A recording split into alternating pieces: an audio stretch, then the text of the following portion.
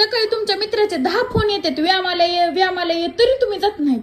आणि रात्रीच्या टायमाला साधा मिस कॉल बी आला मित्राचा तरी बी तुम्ही बाहेर पळतात. का म्हणून तसं? अगं मग व्यायाम करायला मित्र फोर्स करीत नाही ना लई.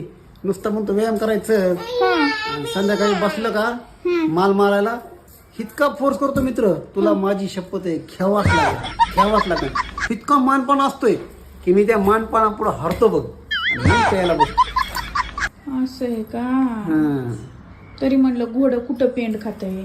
म्हणजे सगळा मित्र दोष तुमच्या मित्राचाच आहे ह्याच्यामध्ये.